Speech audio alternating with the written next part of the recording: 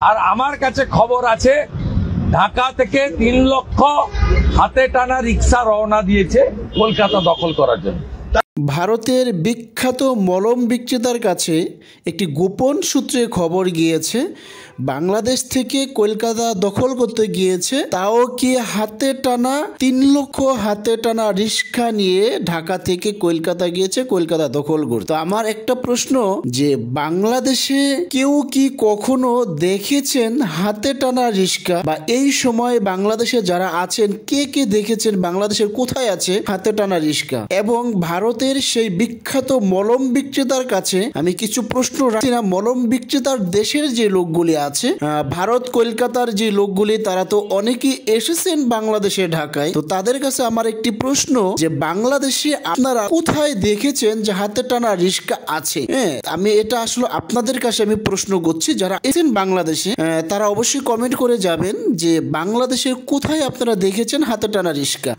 ভারতের মলম বিক্রেতার কাছে আমি আসলে কি বলবো, আমি কিছু বলার ভাষা পাচ্ছি না। যে আমি জানি যে মানুষ আবল তাবল কিছু খাইলে কিছু আবল তাবল বলে, মদ বা গাঞ্জা, তিন্ন গাঞ্জা খেলে কিছু আবল তাবল বলে, কিন্তু ওর জন্য যে কোথা থেকে ভারত সরকার গাঁজা এনে ওকে দেয়, বা গাঁজার পরিবর্তে ওকে ভারত সরকার কি খাওয়ায়, সেটাই আমি বুঝতেছি না। যদি কেউ জানেন বা বোঝেন অবশ্যই জানাবেন যে ভারত সরকার, মোদী সরকার ওকে কি খাওয়িয়ে এভাবে পাগলামি করে। বা এতদিন তো ছিল একটা মলম বিক্রেতা, কিন্তু এখন তো দেখি যে আমাদের বাংলাদেশের পাগলাগারও তো এরকম পাগল নেই।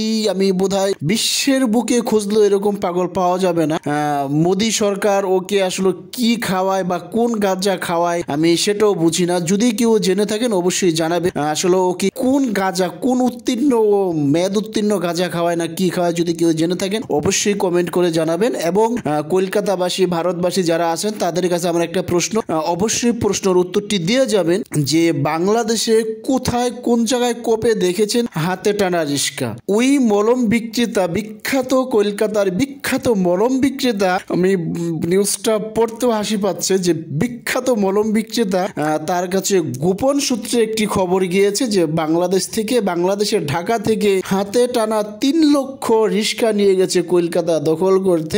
আসলে এরকম রিক্সা আপনারা কোথায় দেখেছেন, অবশ্যই বাংলাদেশের কোথায় দেখেছেন অবশ্যই কমেন্ট করে জানাবেন। আর না হতে আপনাদের এই পাগলকে নিয়ে কিছু একটা বলেন, না হলে দেশের ইজ্জত ভাই থাকবে না, কলকাতার ইজ্জত ভাই থাকবে না, ভারতের ইজ্জত ভাই থাকবে না। তোমাদের ইজ্জত বাঁচাতে হলে এই মেন্টালকে অবশ্যই সুস্থ করো। যদি তোমরা সুস্থ করতে না পারো, আমাদের বাংলাদেশের ঢাকায় পাঠিয়ে দাও, ওকে আমরা মলন দিয়ে ভালোভাবে মালিশ করে ওকে আমরা সুস্থ করে দিব। তোমাদের সেই বিখ্যাত মলম বিক্রেতাকে পরে যেন সুস্থভাবে মলম বিক্রি করতে পারে।